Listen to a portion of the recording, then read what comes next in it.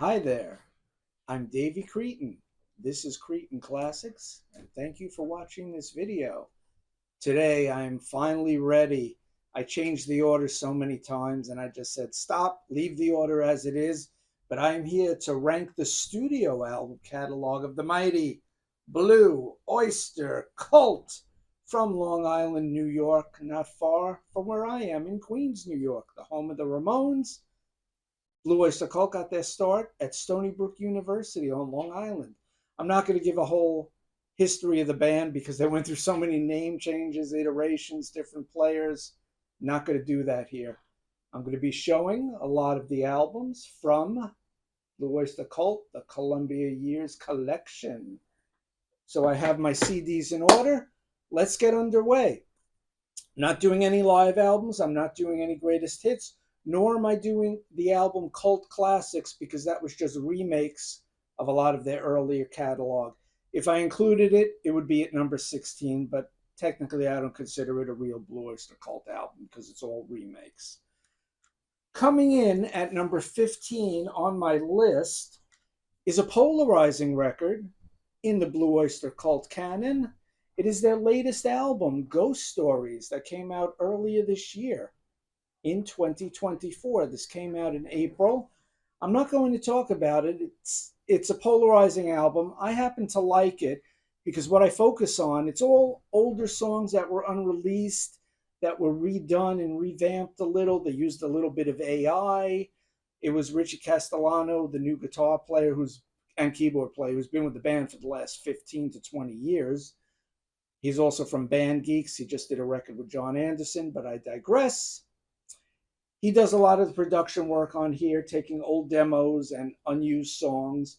There is a really excellent song on here that I love that I used to play over and over again earlier this year when it came out.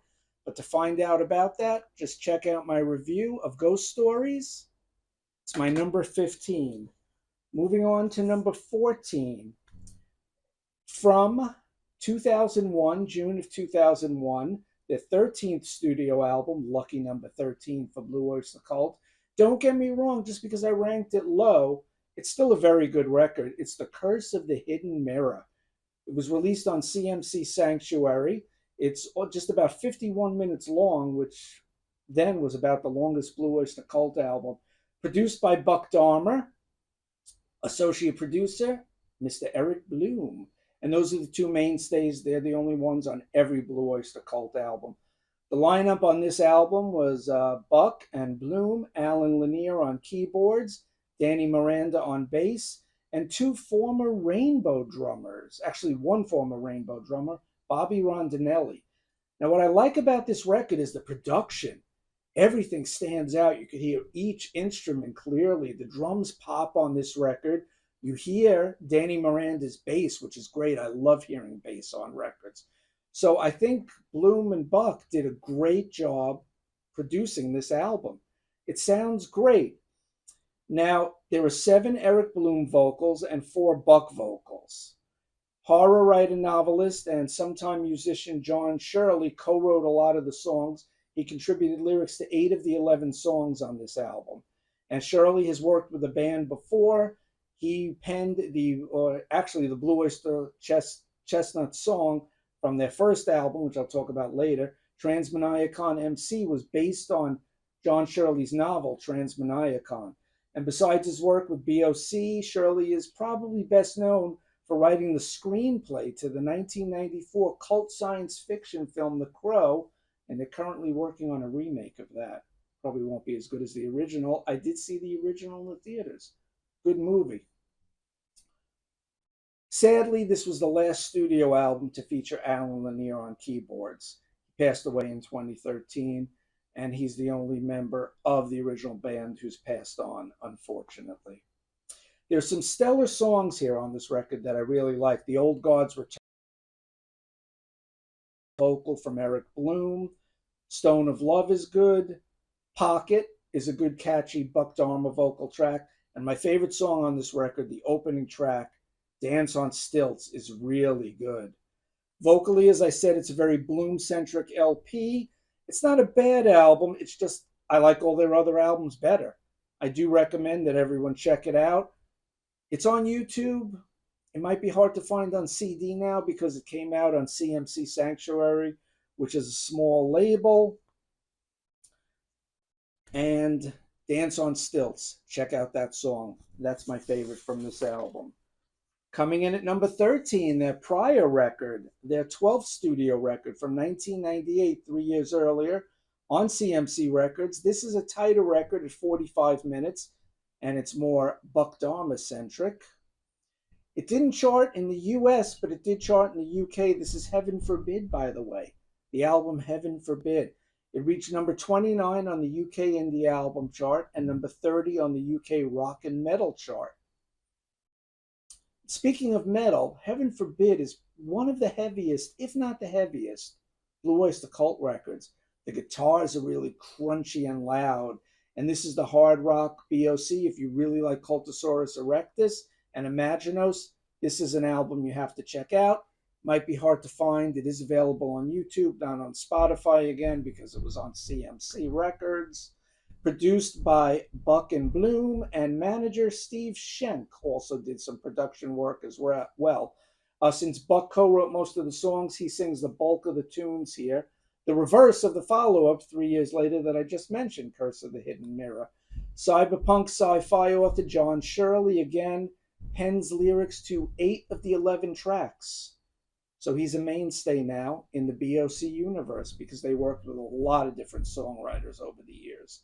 Lyricists, which we'll get to after as we count down the albums. Buck sings 7 songs and Bloom sings 4, which is the opposite of Curse of the Hidden Mirror. This record's lineup is Bloom, Buck, Alan Lanier on keyboards and guitar, Danny Miranda on bass, John Rogers plays bass also, and this is the album that features 2 former Rainbow drummers, Bobby Rondinelli and Chuck Berge.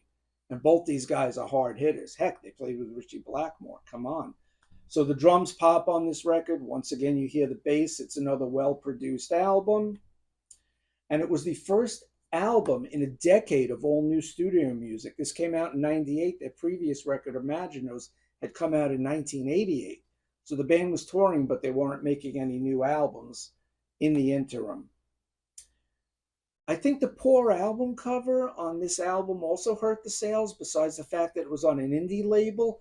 The alternate cover, which is a blonde-haired angel, is a much better cover. It's the alternate cover, and that image was based on Morgan Fairchild. So it's a much better cover than the horror-looking cover, it's just a bad album cover, unfortunately. It's a good album, but a bad album cover. On this record, the opener, See You in Black, that is a lethal banger. Just heavy guitars. It comes right out of the gate, just wailing. And Bloom's menacing, angry vocal, which is the thing I love about him the best. He has that anger in his voice, that menace, and it really pops on this track. See You in Black, great opening track. It's a barn burner. Harvest Moon is a great, great Buck Dharma vocal song. It's melodic, has some nice guitar work, of course. That's what I look for in BOC, the great guitar work of Buck Dharma. And it's here on both of these albums, Curse of the Hidden Mirror, and especially this album, Heaven Forbid, in spades. Some other really good songs that I like. X-Ray Eyes is a good one by Buck. Hammerback is a good hard rocker, crunchy song. And Damaged. I'm damaged and I like it. Another really good song. This record started out under the working title Ezekiel's Wheel. And I looked up what that meant. And it's a biblical story that some people think we had early visitations from UFOs. And that was the working title Ezekiel's Wheel, but it was released under Heaven Forbid. Kind of like the title Ezekiel's Wheel better. So it's not a horrible album. It's a good album, but it's got to land somewhere. Unfortunately, it's at number 13. Moving on to my number 12, and I do have something to show for this album. This is their 10th studio record from December 85, clocking in at 44 and a half minutes, produced by Sandy Pearlman. It's their last album with bassist Joe Bouchard, and it is Club Ninja. This is my number 12 album. I always like the album cover. Spaceship with, of course, the great Kronos symbol, the Blue Oyster Cult symbol. Really cool cover. I know a lot of people don't like it, but I think it's a very cool album cover. This record is the only one up until his passing that does not have Alan Lanier on keyboards. He had left the band, and Joe Bouchard unfortunately was about to leave the band after this record. The album starts with 3 cover songs before you see a Blue Oyster Cult member's name in the songwriting credits, which I think is a little odd that they were using outside songwriters, but I think the record label wanted a hit, and I think it's something that Columbia Records forced on them. Take these outside songs, they're good songs, you'll have a hit with them. Just my personal opinion. So there's almost not enough writing from the band itself on this record. Of course, it came out in 1985, so the 80s production tropes are in full force on this album, just like the previous album, which we'll get to later.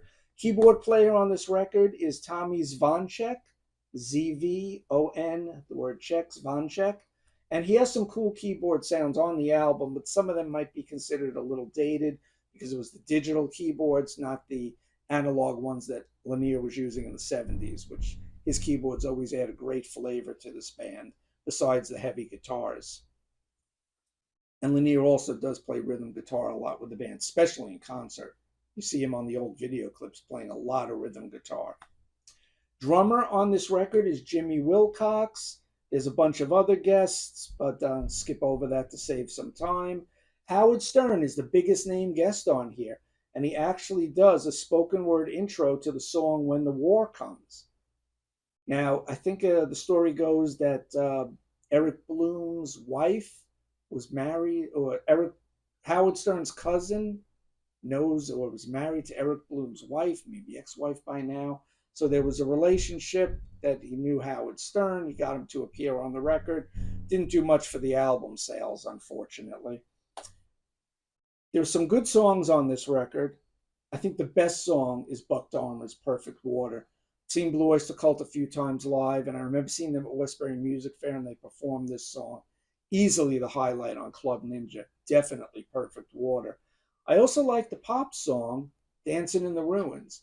And I remember seeing the video for that. I didn't have MTV yet in late 85, early 86. I think my area of Queens, New York was finally wired for cable the end of 86. But on Friday night videos, I did see the video for Dancing in the Ruins.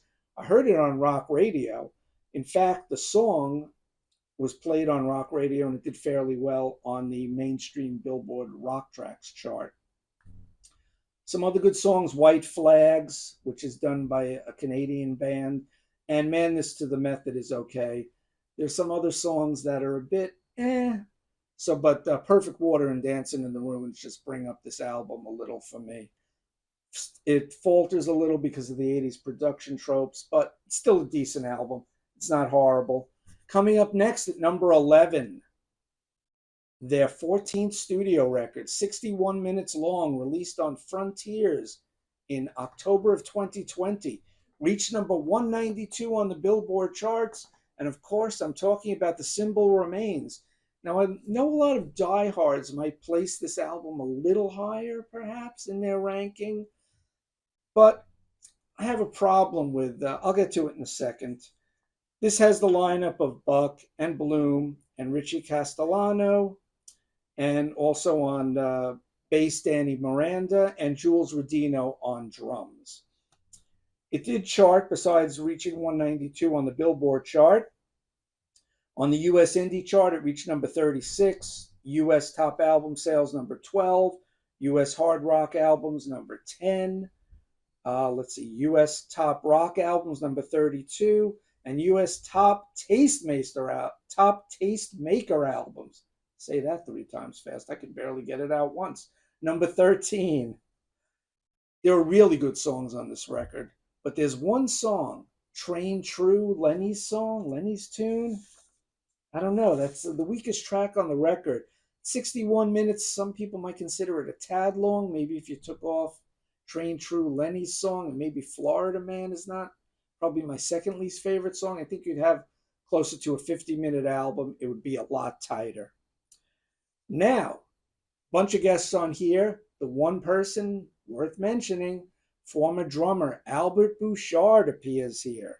He's playing cowbell and percussion on the album opener, That Was Me, which has a good sneering Eric Bloom vocal on it. And Albert Bouchard is even in the video playing what else? Cowbell. So check it out. Of course, BOC is showing that they have a sense of humor, and they're hearkening back to the 2000 sketch on Saturday Night Live, More Cowbell, with Christopher Walken, famous sketch that BOC appeared in, but it's not really them. It's the members of SNL playing BOC. Will Ferrell's in the sketch as the cowbell player, Gene. Funny sketch, classic sketch. You all know it. So this video clip with Albert coming in and playing cowbell was BOC saying, hey, we have a sense of humor. We're in on the joke. We're great, serious musicians, but we could take a joke too. So That Was Me is a very good album opener. I like that song a lot. Now, the album title, The Symbol Remains, comes from a song from an album I'm going to get to shortly, eventually, maybe. We'll see. It comes from 1983's Revolution by Night, the song Shadow of California. They repeat a lot in the chorus, The Symbol Remains. That's where the album title comes from. Some minor quibbles I have with this album, besides the fact that Train True Lenny's song is not my favorite.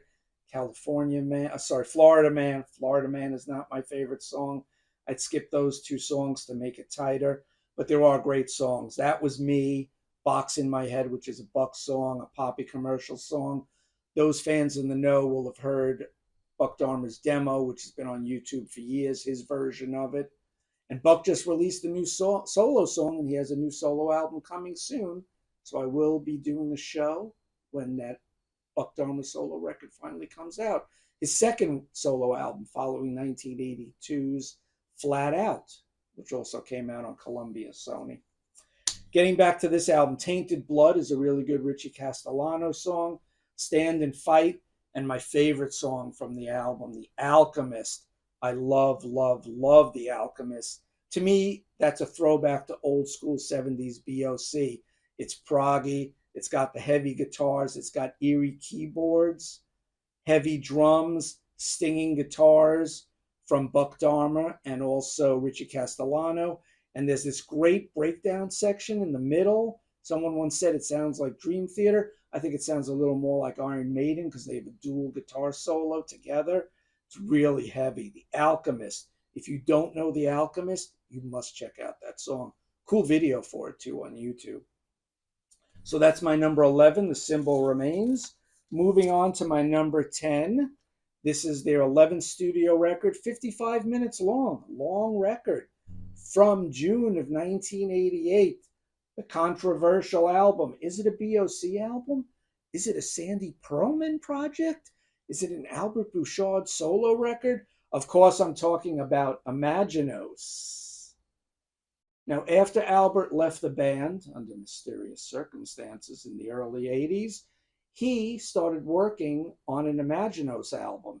He always wanted to do an Imaginos record. He and Sandy Pearlman, who wrote a lot of songs, who managed the band, wanted to do an Imaginos record as far back as 1972, but the band always vetoed it. The rest of the band rejected it. The band was a democracy. And although Albert and Sandy wanted to do a record based on Imaginos, they got poo-pooed by the rest of the band. Imaginos is actually a story that Sandy Pearlman wrote in the mid-60s, I think when he was a college student. He wrote a book, a novel, whatever, just writings for himself called The Soft Doctrines of Imaginos. And to find out more about Imaginos, you could find some great Martin Popoff videos. He's written 2 books about the subject, so I highly recommend them because Martin Popoff knows his Blue Öyster cult. So it's based on this sci-fi story that Sandy wrote about a race of beings that come down. One of them stays behind. He's a shapeshifter. He goes throughout history, meddling with human history, and he's got some superpowers. It's an extraterrestrial. Of course, BOC have that song ETI, Extraterrestrial Intelligence, which I'll get to later. But Imaginos is another one of their heaviest records. Sorry, I went off on a bit of a tangent there. Imaginos is definitely a heavy record, but since it started life as an Albert Bouchard solo project that Columbia was supposed to release in 1984, they heard the record and they said, yeah, we're not releasing this. So this record got shelved. Eventually, when BOC was down to basically a duo, after Joe Bouchard left, it was just Bloom and Buck in the band. So the band sort of splintered and broke up for a little while. And Sandy Pearlman always wanted to have Imaginos out there. So he spoke to Columbia Records. He got the guys in the band back together. And they overdubbed some keyboards from Alan Lanier and Joe Bouchard, and some vocals, some lead vocals from Buck Dahmer and Eric Bloom. And it's the underpinnings of the band. It's Albert playing guitar and various percussion, and a lot of other guys on the record. I won't even go into the details. Let's just say that the most two famous guests on the record, Joe Satriani plays some lead guitar, and Robbie Krieger from The Doors plays some lead guitar. All in all, there's like close to 20 musicians on this record. So that again leads to the question, is it a BOC album? Is it an Albert Bouchard album? Is it a Sandy Pearlman album? It's sort of a mix of everything. And since it was released under the Blue Oyster Cult moniker, I do consider it a real Blue Oyster Cult album. There are some 80s production tropes here. It's a little tinny. It's a little high pitched. The lower end isn't really there. But there are some really good songs on here. Some of my favorites that I love on this record, I'm the One You Warned Me Of. Eric Bloom sings it. It's a good album opener. Del Rio's song is a very catchy, hook-laden, also Bloom vocal. Astronomy, they redo Astronomy from Secret Treaties with a Buck vocal this time. And they also rework Subhuman from their second album into a song called Blue Oyster Cult that's sung by Albert and Buck. I think it's a bit of a failed concept record because Columbia also knocked some songs off. They jumbled up the order. So it's sort of a failed concept record, but it's still a very good album, worth a listen. If you like the heavy side of Blue Oyster Cult, you definitely get it on Imaginos. Moving on to my next choice, coming in at number nine. It is their 9th studio album, oddly enough. That wasn't planned. 41 Minutes from 1983. It charted at number 93, produced by Canadian Bruce Fairbairn. And it is the aforementioned Revolution by Night, technically The Revolution by Night. So this is my number 9 album. And it's the first album without Albert Bouchard. And to me, it shows a little because I always liked the Bouchard brother vocals on Blue Oyster Cult records. You had all 5 members singing, although Alan doesn't really sing all that much. Pardon me for a second. But you have Buck singing, Bloom singing, and both Bouchard brothers singing. And I miss Albert's presence on this record. Plus, it's 1983. Those 80s production tropes, those keyboard sounds, trebly high-end production, they don't do the record any favors. Still, there are some superb songs here on display. Take Me Away. That song friggin' rocks. Reached number 11 on the Billboard mainstream rock charts. Really cool video too. Check that out. It's on YouTube. The second single, Shooting Shark, in its full version, is 7 to 8 minute song. Really good. Reached number 83 on the Hot 100. Number 16 on the mainstream Billboard rock chart. So that placed very high too. It was also a highly requested video at MTV. I saw these videos, both of them, Take Me Away and Shooting Shark on, because I didn't have MTV, I saw them on Friday Night Videos on NBC. Some other good tracks here. A track that's really grown on me, I mentioned it before, Shadow of California, that has the line, The Symbol Remains. Really good song. And I like the Pop-tastic Let Go. It's again written by Eric Bloom and Ian Hunter. They co-wrote another song I'm going to get to. And perhaps the last song is Joe Bouchard. It's a lead vocal song that he wrote called Light Years of Love. Listening to the lyrics, maybe it's his goodbye to the band, possibly. So The Revolution by Night, the production's not the best, but it still has some really good songs on it. Coming in at number 8 on my Blue Oyster Cult album ranking is their 6th studio record from 1979, June 1979 to be exact. 36 and a half minutes long, produced by Tom Werman. It reached number 44 on the charts. I'm talking about another controversial BOC album, Mirrors. Let me move my fingers because I'm hiding the Chronos symbol at the bottom there. So Blue Oyster Cult Mirrors is my number 8 record.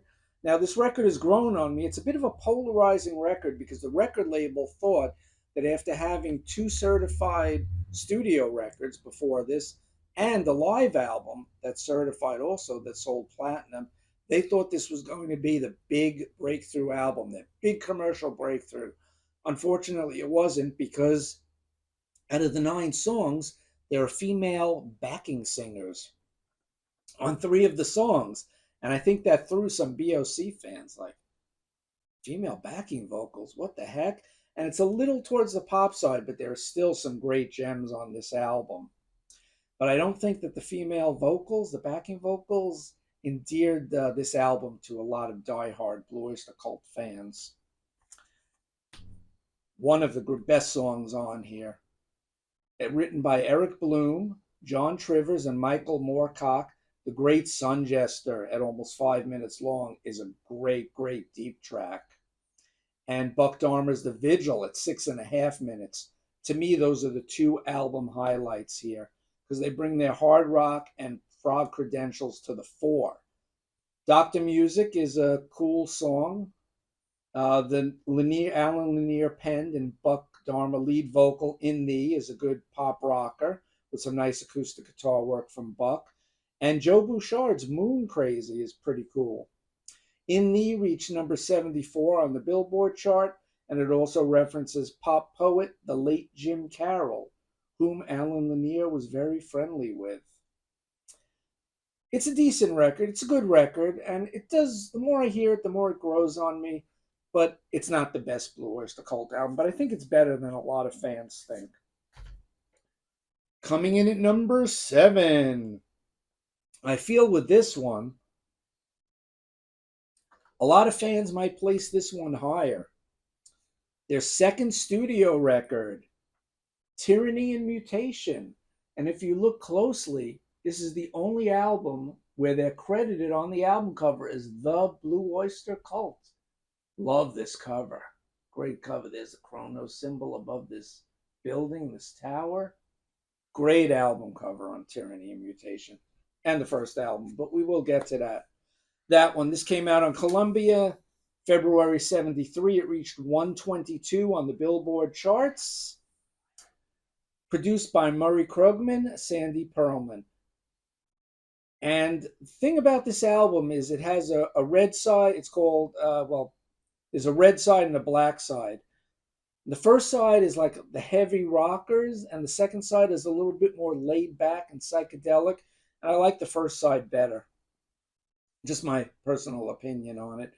Starts out with the album opener, The Red and the Black, which is a scorching song, and it's an update where they changed the title from a song on their debut album. On the first album was called I'm on the Lamb, but I Ain't No Sheep. Love that title. And here it's called The Red and the Black, and they just beef it up with some heavy muscular guitar work from the boys. OD'd on Life Itself, I always thought should have been the single on the record. It's very catchy, but I guess because of the album title, they didn't want to put out a single with OD'd in the title. The bass line is reminiscent to me, Joe Bouchard's bass line, of the Hollies' Long Cool Woman in a Black Dress from the previous year. Did he do it on purpose? Was it subconscious? Who knows? They did release Joe Bouchard's Hot Rails to Hell as the single. Didn't chart because it has the word hell maybe in the song, and it's a really hard rocker. And then side 1 here ends with the 7-minute monster, 7 screaming Dizzbusters, which is a really good song. Just want to show you the back cover of this particular album really fast. Some of that great Gawlik, Bill Gawlik, Gawlik artwork on this album. Side 2, my favorites are the Bouchard Brothers, Wings Wetted Down, and Mistress of the Salmon Salt, subtitled Quicklime Girl. They bring some of the early eerie psychedelia back. They have, it's like the last vestiges of that in the band's catalog. And punk poetess Patti Smith makes her first foray with Blue Oyster Cult. She wrote the lyrics to Baby Ice Dog on side 2. So that's my number 7, Tyranny and Mutation. Moving on to my number 6, their 7th studio album from 1980. Reached number 34 on the charts, June of 1980. That's right, the big monster itself, Cultosaurus erectus. And after the poppier Mirrors album, the band went back to their harder edge. And a lot of fans really like this album, and they might rank it even higher. It's a great record. I could have ranked it a little higher. I mean, ranking these records is tough, and I went back and forth. And some of these albums are so good, they're only separated by like a hair's width. Produced by Martin Birch, the first of 2 produced by Martin Birch. So the band returned more to the hard rock realm here. They did a tour with Black Sabbath, the Black and Blue tour, which was very successful. Highlights on this album: Black Blade, written by Bloom, Michael Moorcock, and John Trivers. Another one, Monsters, which is a heavy song, but it has this jazz section that just comes from out of nowhere, but somehow Blue Oyster Cult make it work. So Monsters is a really good song. It's strange, but it's really good. The Marshall Plan, with the spoken word by Don Kirshner, is really good. Hungry Boys is a new wave type tribute to the Cars. It almost sounds like a Cars song. And before I taped this, that's why my voice is so shot. I did a Cars video for another channel. So that's why my voice is a little gruff, so pardon me. And I can't finish off talking about this album without mentioning the riff-tastic Lips in the Hills, which has some stellar sizzling guitar work from Buck Dahmer on it. Just that riff. Excellent. Lips in the Hills is a great deep album track. Moving on to my number 5. So we're in the top 5 here. And it pains me to put it so low because it's a really good album. It's their biggest album. Went platinum. It's their 4th studio record from 1976, 36 and a half minutes. Agents of Fortune. Yes, that's my number 5. I do want to show the back album art. Back cover. So it makes a nice painting. And the inner sleeve, it's sort of from the box set I showed you before. They redid the album gatefold, the original album gatefold, on this mini LP replica. So this is my number 5 album. Hit number 29 in the States, produced by Murray Krugman, Sandy Pearlman, and David Lucas.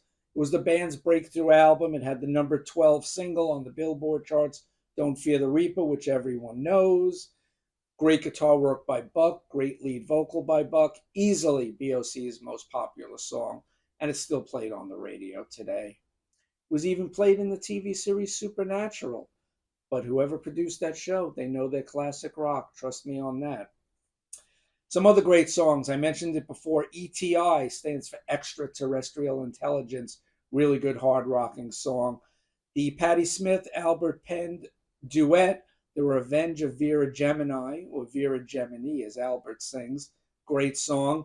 The evil sounding co-write by Albert and Helen Wheel's Sinful Love, Alan Lanier's Tenderloin, Joe Bouchard's Morning Final, and the Albert and Patti Smith song, Debbie Denise. The one weak spot maybe on this album that's holding it back a little for me is Alan Lanier's lead vocal on True Confessions. Easily the weakest cut here, but it's not horrible. And I really don't skip it. It's just not my favorite BOC song. Moving on to my number 4 album. Their debut album from 1972, simply titled Blue Oyster Cult. And look at that great Bill Gawlick cover.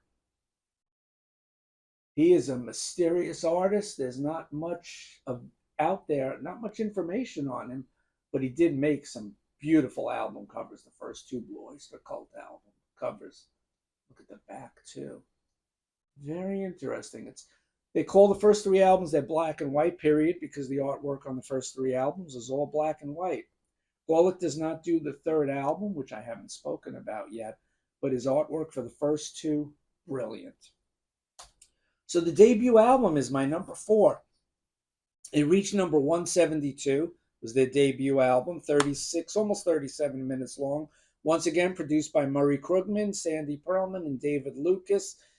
The band had a lot of false starts. They had a lot of different names, as I alluded to before. And when they got their lineup set, and they finally became the Blue Oyster Cult, which Sandy Pearlman took from his whole story, The Soft Doctrines of Imaginos. That's where Blue Oyster Cult comes from. Classic lineups in place, and they released this album. I really like this album. They recorded it in Manhattan. They only had an 8-track studio because it's their first album. They didn't have a big budget. But to me, the band came fully formed. Some great songs on here. The opener, Transmaniacon MC. Of course, the True Life Crime Story. Then came The Last Days of May, which later on, as the band progressed and did their live shows, that became Buck Dharma's Showcase. And I've seen him do some sterling solos live during that song because they always play The Last Days of May in their sets. They still play a lot of songs from this album. And they've even done the whole album start to finish. I also love Stairway to the Stars. It has a great guitar crunch, very catchy song. The Hard Charging Before the Kiss of Redcap, which shows off Joe Bouchard's bass skills. The wonderfully weird psionic psychedelia of She's as Beautiful as a Foot. The one bad thing about the song, it's not even 3 minutes long. I love that song. Usually I play it a couple of times in a row. I just think it's so weird, so bonkers, that I enjoy that song a lot. To me, it's one of the album highlights. And it definitely has a psychedelic tinge to it. And of course, the monster stomp of the first and only single from the record, Cities on Flame with Rock and Roll. Great song. There's some bonus tracks on the CD. They have former bass player Andy Winters on bass. They're okay. That's nothing really to write home about with those songs. Coming in at number 3, their 5th studio record from 1977. It went gold. Number 43 on the charts. Spectres. Look at that cool cover. If you look closely enough, you will see the band is using lasers on the album cover because this album came out after Agents of Fortune, so they were a headlining band playing arenas across America, and they started using lasers in concert, and they did it before Genesis did, although Genesis sort of became known for it. BOC were there first with the lasers live in concert. Cool back cover too, really fast. So Spectres is my number 3. Love this record.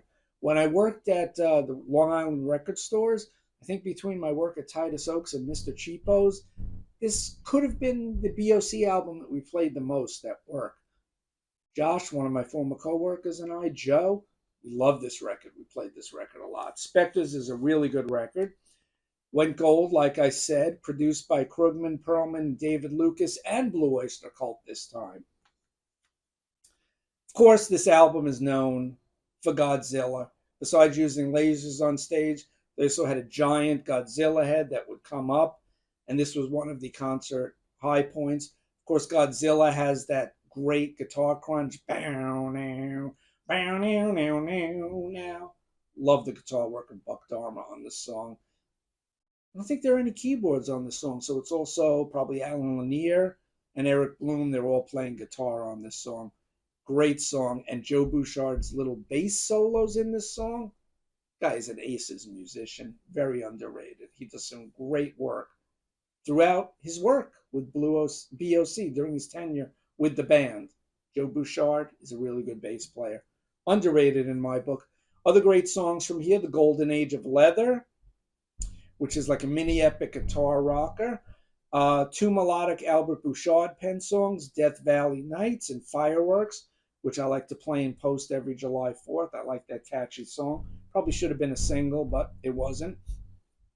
Joe Bouchard and Helen Wheels co-write Celestial the Queen. I like the keyboards on this. Alan Lanier has some great keyboard work on this album. The Vampire Tale, Nosferatu, and they both have Joe vocals, Celestial the Queen and Nosferatu. The Poptastic Power, penned, of course, Going Through the Motions, written by Eric Bloom and Ian Hunter from Mott the Hoople, a really good songwriter. And I like this song. It's catchy, it's poppy, it's got a great hook. Also has a little bit of rock to it. Bonnie Tyler, known for Total Eclipse of the Heart, covered this song later on in the 80s. Her version's okay, very poppy, but then so is the original. And what else? Oh, the spiritual sequel, as I call it, to Don't Fear the Reaper, written by Buck Dharma, sung by Buck Dharma. I Love the Night, one of my favorite, absolute favorite Blue Oyster Cult songs. Just Buck's melodic guitar lines in it, his stinging solos, and his haunting vocals on this song. I Love the Night could be my favorite Blue Oyster Cult deep track. Amazing song. If you don't know it, definitely check that puppy out. Bonus tracks on the CD, the remastered reissue. Buck Dharma has a song called Night Flyer, which is pretty good. And Albert Bouchard has a song called Dial M for Murder that Eric Bloom sang that's really good. So Spectres is my number 3 BOC album. Okay, moving on to the top 2. From the black and white period, their third studio record, 1974, Secret Treaties. Look at that cool cover. Hand drawn. The back. The airplane has to do with the song on the record, ME262. The last one in their black and white period. Third album. This could have been my number 1. It's such a toss-up. Such a great record. Reached number 53 on the charts and has certified gold. 38 minutes long, produced by Krugman and Perlman. 2 odd facts about this record. One I noticed years ago, and one I never even realized. This album has no Buck Dharma vocals, and I love his voice, but this is still a fantastic record. His guitar playing's all over it. The other thing, pardon me, no lyrics by any of the 5 band members. Patti Smith wrote the words for the first song, Career of Evil, great song. Rock critic Richard Meltzer, who often wrote lyrics for the band, penned the lyrics for Cagey Cretins and Harvester of Eyes, and producer Sandy Pearlman tackles the other 5 songs, some of them from his Imaginos saga. Career of Evil starts off the record, and it's a really cool song. It has Albert Bouchard and Eric Bloom singing, but for the single release, they had to change some of the lyrics because they were a little too, let's say, rough for the public. Not that the song really did anything on the commercial charts. And the weird thing about the single mix, which is included as a bonus track on the CD if you get the remastered version, the single version only has Eric Bloom's vocals. They basically mixed out Albert's vocals. So, weird thing about it. But I like Patti Smith's sinister lyrics here. And Career of Evil is a great song, great album opener. It's the only single released from the album. But at the beginning, I guess for the beginning of their career, Blue Oyster Cult were always more of an albums band, album-oriented rock band with the deep cuts that the rock stations would play, the college radio stations would play, and they weren't big on commercial AM radio until Don't Fear the Reaper on the follow-up album. Cagey Cretins features lead vocals, Cretins, where my name is from, Davy Cretin, from the Ramones and Blue Oyster Cult, 2 of my favorite bands. Features lead vocals by Bloom and the Bouchard brothers. And I love when they say, "It's so lonely in the state of Maine." Love that part of the song. It's always good. It always grabs me. The last 3 songs on the record really make the album for me. Harvester of Eyes. It's slick, and it's sick, and it's eerie, and it's a hard rocker with riffs for days from Buck Dharma and a sterling guitar solo from him too. Next, Flaming Telepaths brings the prog thunder to the record with some sterling synth work from Alan Lanier on here. Oh Lord, do I love that song. That is a great song, Flaming Telepaths. The cold ending is really good, with it. The band keeps saying, "And the joke's on you, and the joke's on you." But if you listen carefully, the music is changing under it as they keep repeating, "And the joke's on you." And then it just ends with, "And the joke's And it ends and goes right into the phenomenal album closer, Astronomy. Astronomy just might be my favorite BOC song. It's up there. It's a tough call. What a song. Written by the Bouchard brothers. The music, that is. Lyrics, of course, by Sandy Pearlman. And it's such a good song that Metallica had the good sense to cover it. And the Bouchard brothers are grateful because of all the royalties it brought to them, because Metallica have been huge sellers for 40 years now. About 40 years, give or take. So the album ends on such a high note. It's a 6.5-minute song. It's amazing. It could be their magnum opus. And the whole band is firing on all cylinders on this song. Some fast bonus tracks to talk about. Penned by Joe Bouchard, Borman the Chauffeur is a cool bonus track. And the Meltzer Bloom co-write Mommy. And I love how it's got this like boogie rock biker riff to it. And Eric Bloom says, he starts off the song by singing, "This song is about your mother, your mother." Really good song. So check out those bonus tracks, Mommy and Borman, Boorman, the Chauffeur, Borman the Chauffeur. Leading up to my number one album, there's only one left. Do you know what it is? I know what it is.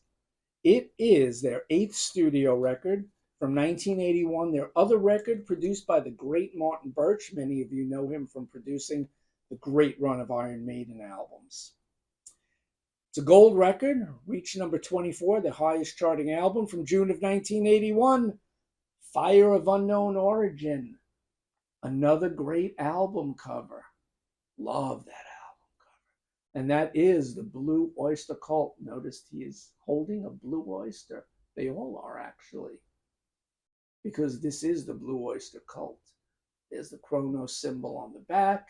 It's on the front, too. This is my favorite BOC record. It's a toss-up.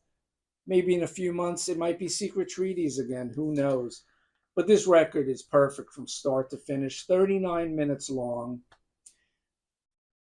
The single from it that everyone knows, Burning for You, everyone knows Don't Fear the Reaper, everyone knows Godzilla, and Burning for You, which was a big hit video on MTV. The single sold 2 million copies. It's 2 times platinum. The album's only gold. Go figure. I think if it was recertified, it would be a platinum album by now.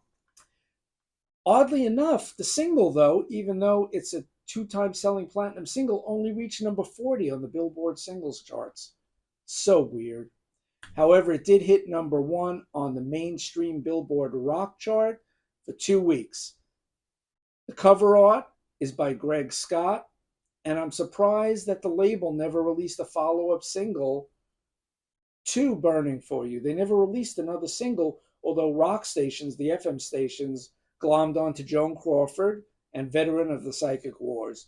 Joan Crawford, the band made a video for, but MTV didn't show it because there's a certain scene that might be considered sexually suggestive in a vampire sort of way, let's say. We'll leave it at that. Check out the video. You'll see for yourself.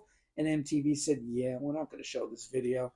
Probably just should have edited it. It would have done better, brought more sales to the record, but hindsight's 2020. And veteran of the Psychic Wars, all the diehards know that was used in the film Heavy Metal. BOC wrote a lot of songs for the soundtrack, but the only one the producers of the animated film Heavy Metal used was Veteran of the Psychic Wars. This song was played on rock radio. Joan Crawford was played on the radio, of course, Burning for You, so that's why this was the first Blue Oyster Cult album I owned. Heard 3 songs on it on the radio, probably heard the band on the old syndicated radio show Rockline. Went out and bought the vinyl. Great record. It's my favorite record. I love the classical piano intro from Alan Lanier on Joan Crawford. It's great. Veteran of the Psychic Wars has some excellent military-style drum work from Albert Bouchard. This was his last album with the band, unfortunately. And it's written by, of course, sci-fi writer Michael Moorcock, co-wrote the song. Eric Bloom does a really good job on the vocals on Veteran of the Psychic Wars. The other songs, the title track was actually written for Secret Treaties in a mellower form. It's a bonus track on the CD, but I'm glad they reworked it into a rocker here. Besides Buck's great guitar playing, I like Alan Lanier's keys on this song and the whole record, Fire of Unknown Origin. Soul Survivor is a cool pop rock number with some backing vocals from Carla DeVito, and then the song Heavy Metal, the Black and Silver, really brings back the band's heavy metal energy. Sort of a continuation from the last album, Cultosaurus Erectus, possibly. Easily the heaviest song on the record. Buck's guitar work on that song and his shrieking guitar playing, quite excellent indeed. Vengeance the Pact is a really great deep track from Joe and Albert Bouchard, with Joe on vocals and some sterling keyboard work by Alan Lanier. And I've been going around the house recently. Boom, boom, boom, boom, boom, boom, boom. Love that music. Vengeance the Pact, great deep track here. After Dark is very poppy, but it has a great guitar solo by Buck Dharma.